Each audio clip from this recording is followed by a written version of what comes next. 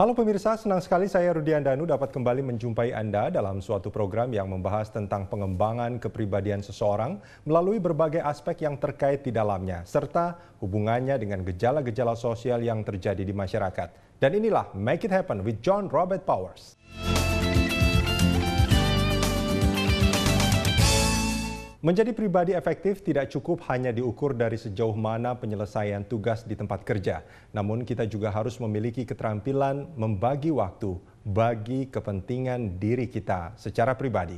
Mengelola waktu secara efektif akan membawa beberapa perbaikan dramatis dalam hidup kita. Tetapi kita juga harus siap untuk membuat beberapa perubahan mendasar. Lantas bagaimana keterampilan membagi waktu dapat memberikan hasil yang lebih maksimal untuk pengembangan karir seseorang? Untuk membahas hal ini lebih jauh, di studio telah hadir Bapak Andrew Ardianto, Curriculum Director John Robert Powers. Apa kabar Mas Andrew? Luar biasa. Selalu luar biasa ya Mas Andrew. Ini memang semangat yang harus terus harus antusias terus. Harus antusias ya. Mas Andrew, ini kalau kita bicara soal waktu, ini kan sebetulnya ya banyak orang yang sudah banyak membaca buku-buku tentang motivasi, mengikuti seminar, dan pada awalnya mereka itu tergugah gitu kan, terinspirasi. Tapi terus kemudian mereka cenderungnya itu kembali ke pola lama. Apa yang terjadi sebetulnya Mas Andrew? Jadi gini, tidak bisa dipungkiri bahwa waktu mereka mengikuti seminar, kemudian membaca buku adalah satu harapan dari mereka untuk meningkatkan kualitas hidup mereka. Tapi kebanyakan orang yang mengikuti hal-hal seperti itu cenderung masih memiliki mindset instan. Jadi mereka lupa bahwa pada banyak hal mereka membutuhkan proses, dan proses itu akan sangat membutuhkan ketekunan. Di mana ketekunan sendiri berarti kita berbicara tentang berulang, melakukan sesuatu berulang-ulang, sehingga itu menjadi sebuah habit atau kebiasaan. Dan ciri-ciri kalau udah menjadi habit itu nanti gini, kalau kita tidak melakukan hal yang seperti itu, kita jadi merasa tidak nyaman sendiri. Artinya habit itu bukannya simsalabim langsung berubah, ini tidak merupakan bisa dalam proses yang lama dan butuh latihan terus-menerus. Ya, dan jadi pada waktu mereka membangun ini, mereka akan mengalami yang namanya proses ini sehingga hari demi hari mereka, pertama memang merasa suka bisa kelupaan gitu kan. Contoh seperti kalau orang waktu bulan puasa deh. Waktu bulan puasa hari-hari pertama masih bisa kelupaan tuh. Waduh, lupa sahur gitu kan. Tapi seiring berjalannya waktu lama-lama malah nggak dibangunin, bisa bangun-bangun sendiri. Itu karena kebiasaan. Karena sudah jadi terbiasa. Nah, kalau kita bicara soal kebiasaan, ini artinya ada proses disiplin tekun di sana. Dan ini tidak bisa dilakukan dalam satu malam sebetulnya, seperti yang tadi Mas Andrew katakan. Mungkin membutuhkan waktu yang cukup lama. Sama seperti seorang anak yang belajar berjalan, dia akan mengalami jatuh dan harus bangun lagi, jatuh harus bangun lagi, sampai dia benar-benar bisa berjalan dengan baik. Nah, kalau kita bicara soal proses, waktu, ketekunan dan disiplin di situ, artinya kita juga harus meluangkan waktu untuk latihan itu, untuk berproses di situ. Betul. Pada akhirnya kita akan mengalami masa-masa di mana kita harus dilepas. Kembali tadi seperti analoginya seorang anak kecil mungkin belajar sepeda tuh ya. Pertama memang dipegangin, lama-lama harus dilepas dong. Dia harus belajar naik sepeda sendiri, karena kalau enggak sampai kapanpun dia akan terus didorong. Gitu. Jadi ada proses di mana kita harus melakukannya sendiri. Iya. Nah, kalau kita bicara soal proses yang kita harus spare waktu di sana, artinya kebanyakan tadi kalau kita bicara orang yang pada akhirnya kembali ke pola lama karena memang tadinya dia berpikir setelah membaca atau ikut seminar secara instan mereka bisa berubah, itu ternyata tidak bisa dilakukan. Dia harus memberikan waktu. Kadang-kadang mungkin waktunya ini yang yang tidak ada karena mereka sudah terbiasa melakukan kegiatan sehari-hari itu kan. Jadi ini bahayanya. Kadang-kadang kita jadi terlalu terjebak pada rutinitas kita sehari-hari sehingga kita lupa esensi sesungguhnya bahwa di luar semua itu kita juga harus memiliki waktu untuk mengembangkan diri kita. Sehingga pada akhirnya kalau kita sudah terjebak dalam rutinitas ini akan menjadi sebuah pressure buat kita sendiri yang akhirnya akan menjadi stres istilahnya ya, stres. Tapi stres itu sendiri ada yang positif, ada yang negatif. Stres ada yang positif dan negatif. Ada yang bukannya positif. Dua-duanya sebetulnya menekan kita ini Mas Andrew. Jadi gini, sebenarnya stres itu tidak buruk. Yang membuat stres itu menjadi positif atau negatif itu bukan karena stresnya, tapi karena kita salah menyikapi stres itu.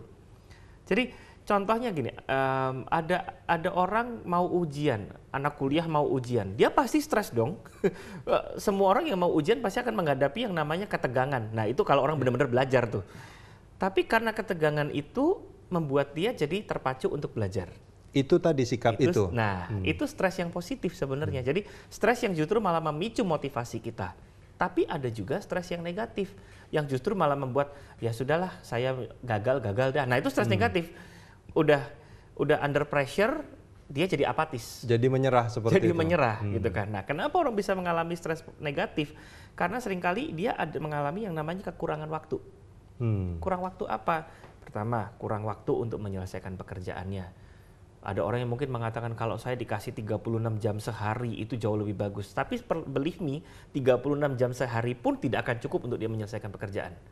Kemudian ada juga yang kurang waktu untuk istirahat. Aduh, pagi-pagi apalagi misalnya tinggal di Jakarta, rumahnya di luar kota gitu kan, subuh-subuh udah harus berangkat, pulang-pulang udah larut malam. Gitu kan. Kemudian kurang waktu untuk makan. Sebenarnya bukan kurang waktu, seringkali kelupaan makan. Kan udah saking antusiasnya dengan pekerjaan, lupa makan. Kemudian kurang waktu untuk rekreasi. Habis gimana saya kerjanya 7 hari. Nah, bagaimana apa yang harus kita lakukan? Ini yang akan membuat stres kita jadi negatif nantinya. Ya, nah itu dia. Ini kan kalau kita bicara seperti yang tadi Mas Endru katakan. Kalau bisa saya dikasih waktu 36 jam. Ini bukan sedikit orang yang seperti ini sebetulnya Mas Endru. Banyak orang yang karena melihat pekerjaannya yang sudah menumpuk gitu kan. Dan dia merasa bahwa 24 jam tidak cukup. Artinya dia tidak punya waktu untuk seperti yang tadi dikatakan Mas Endru. Waktu untuk diri sendiri gitu. Nah, ketika dia berpikir bahwa waktu untuk diri sendiri itu juga diperlukan, ini kan akan menimbulkan stres tersendiri Mas Endru. Pekerjaan menumpuk, 24 jam tidak cukup, tapi dia juga harus menyediakan waktu untuk diri sendiri. Betul. Kadang-kadang gini, orang itu bukan tidak ingin menyediakan waktu, tapi takut menyediakan waktu untuk diri sendiri. Karena mereka berpikir, wah nanti saya dianggap egois nih kalau saya menyediakan waktu buat diri sendiri. Padahal sebenarnya kalau kita bicara tentang pekerjaan yang lebih efisien, salah satu cara untuk membuat pekerjaan kita jadi lebih efisien, kita harus menyediakan waktu buat diri sendiri. Contohnya gini, kita belajar dari sebuah buku, kita waktu membaca buku. Dari buku-buku tersebut kita mendapatkan insight yang bagus untuk pekerjaan kita. Dan begitu kita praktekkan, ternyata berhasil. Waktu yang seharusnya membutuhkan 3 jam untuk kita menyelesaikan sebuah pekerjaan, karena kita habis baca buku itu dan kita praktekkan, kita hanya membutuhkan waktu 1 jam. Bukankah itu jauh lebih baik? Artinya intinya kalau kita membaca buku-buku tentang motivasi, cobalah untuk melakukan itu terus-menerus dan secara disiplin. Baik Mas Endru, kita akan sambung ini di segmen berikut nanti. Pemirsa jangan kemana-mana, Make It Happen with John Robert Powers akan kembali sesaat lagi.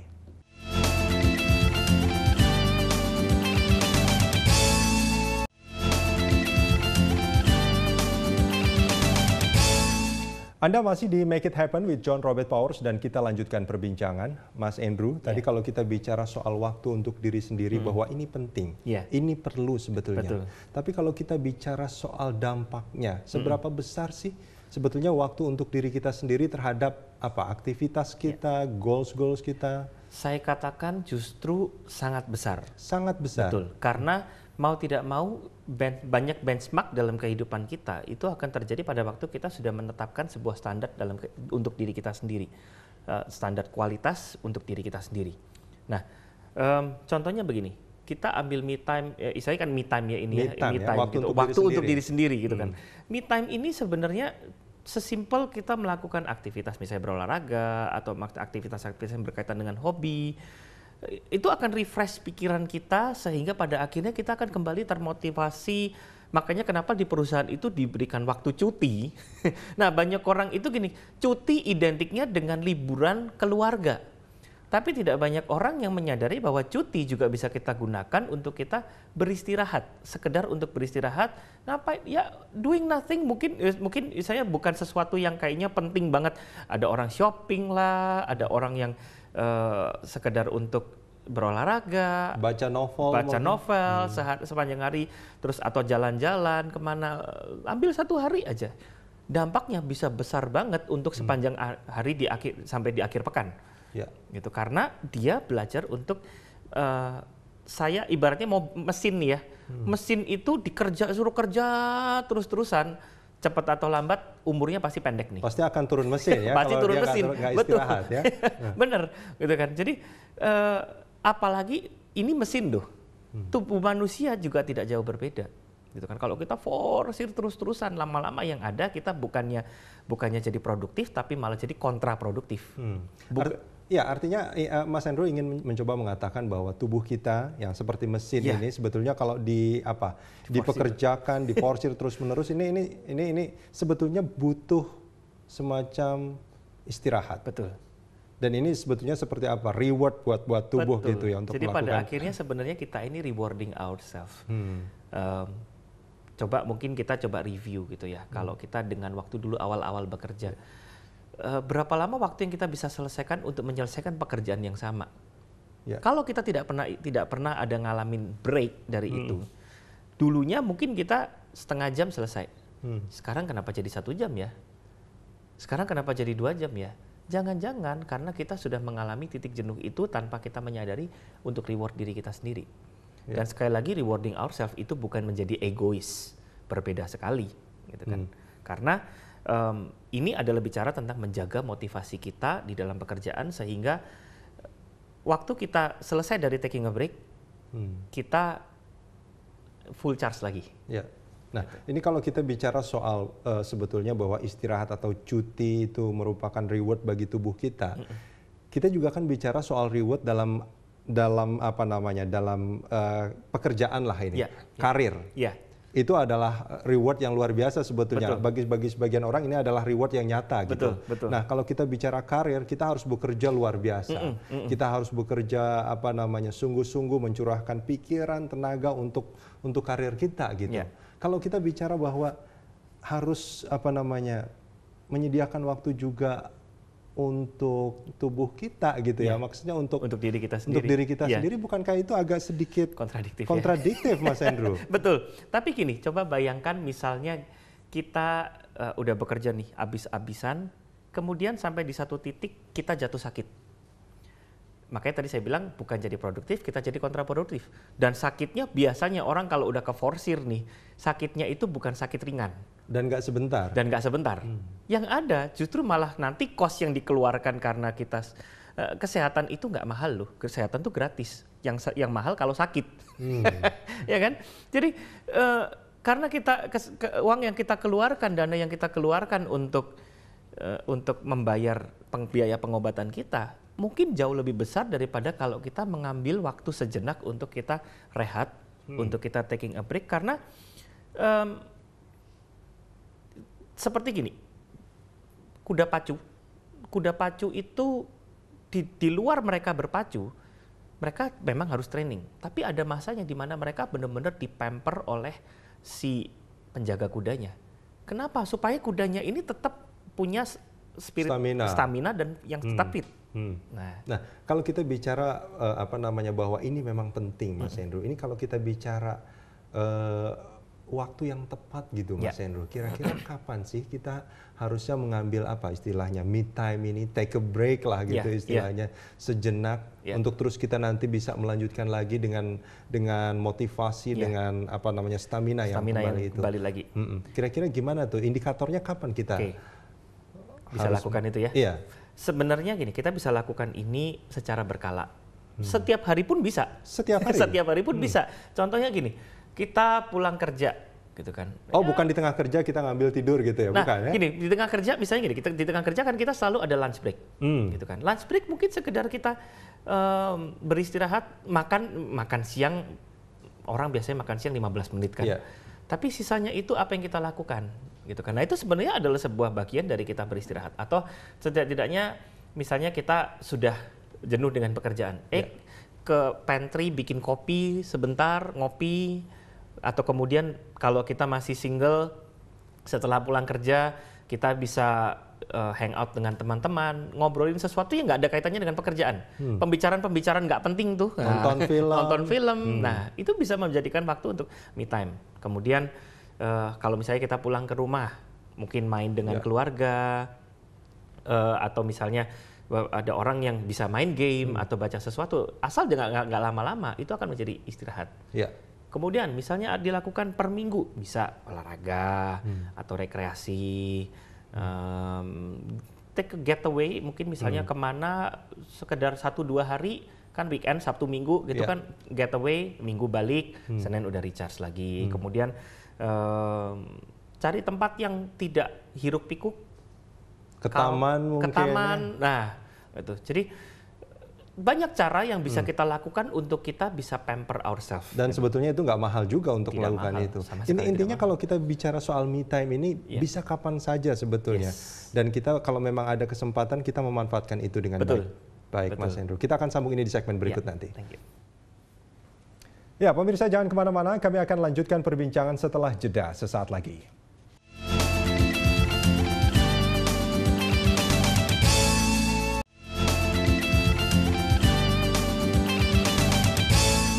Anda masih di Make It Happen with John Robert Powers dan kita lanjutkan perbincangan. Mas Andrew, ketika orang sudah memahami bahwa me time itu penting, waktu untuk dirinya sendiri itu penting, dan ketika ada misalkan dia kerja lunch break, dia memanfaatkan itu dengan baik, bahkan ketika dia pulang, dia memanfaatkan itu dengan baik. Tapi permasalahannya biasanya ketika dia tahu bahwa me time itu penting, bahwa waktu untuk diri sendiri itu penting, dia ngobrol, dia memanfaatkan itu dengan kawan-kawannya, ini kecenderungannya malah suka dengan yang penting itu.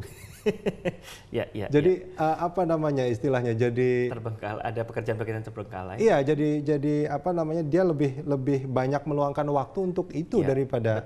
Nah, ini bagaimana cara mengontrolnya sebetulnya? Nah, inilah sebenarnya bedanya antara me time atau reward ourselves dengan egoisme, gitu kan. Jadi orang yang egois adalah kalau dia meluangkan waktu terlalu banyak untuk me time ini.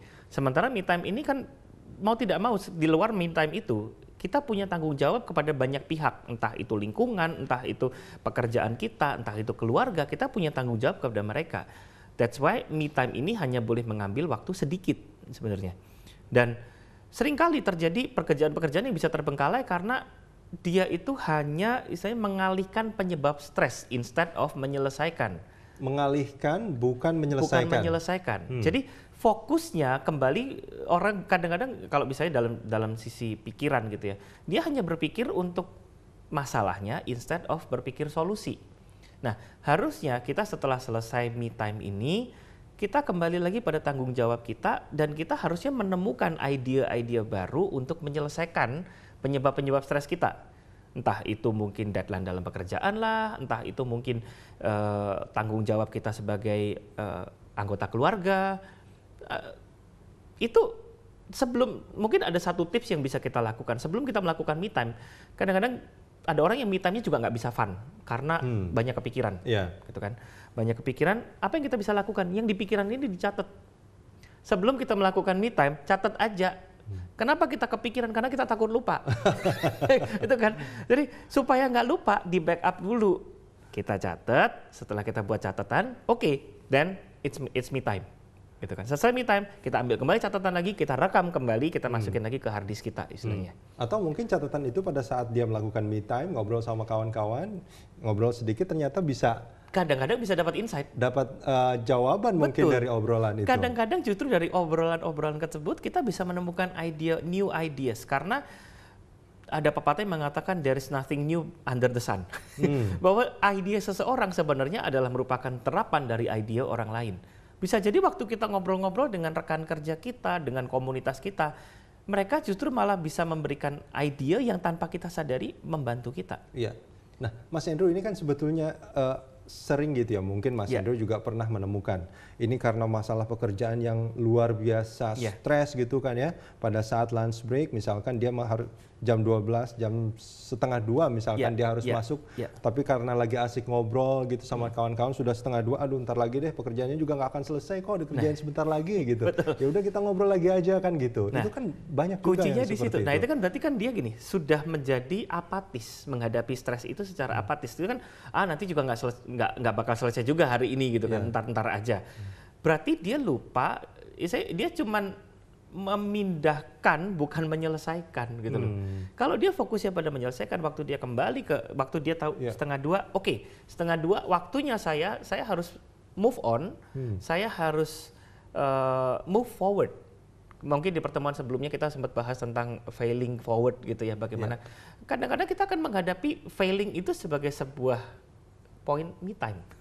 Karena apa? Kalau kita ya failing, contohnya kesehatan, ada beberapa orang yang sampai istilahnya Tuhan izinkan mereka sakit supaya dapat insight.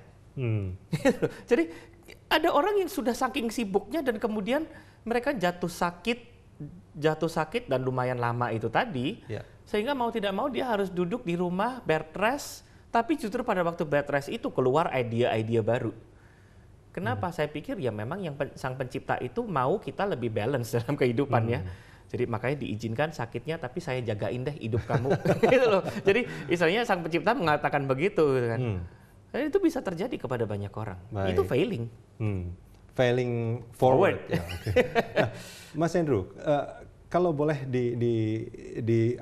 disimpulkan, artinya ada korelasi yang luar biasa antara me time atau waktu untuk diri kita sendiri dengan keberhasilan kita. Ya, sangat ada korelasinya. Jadi penulis John Maxwell, dia suka punya kebiasaan begini. Dia punya di kantor dia ada satu ruangan khusus. Jadi saya membaca di salah satu bukunya, dia ceritakan ada satu ruangan khusus yang dia benar-benar kalau dia udah masuk ruangan itu dia sebut sebagai thinking room.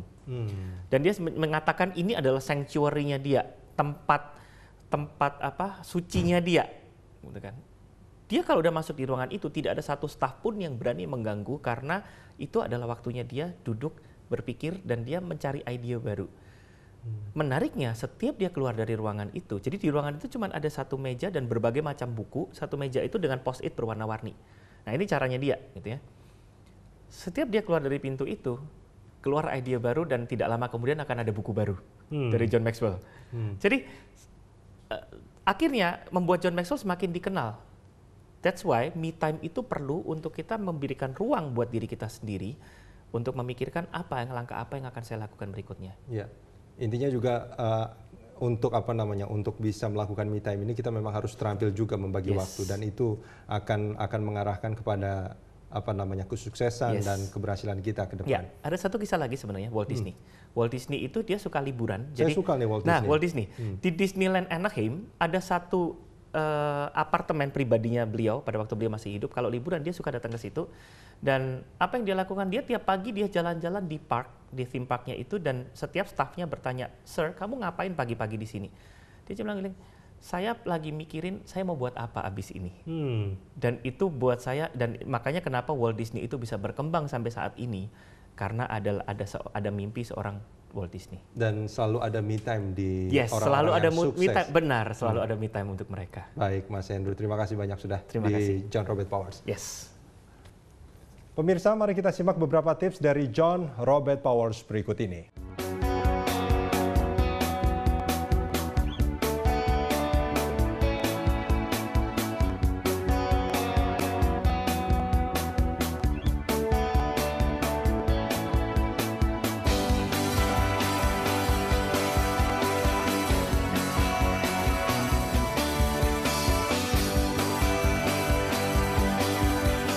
Terima kasih atas perhatian Anda. Semoga informasi tadi bisa menjadi inspirasi bagi Anda. Saksikan Make It Happen with John Robert Powers dengan tema perbincangan menarik lainnya. Sampai jumpa.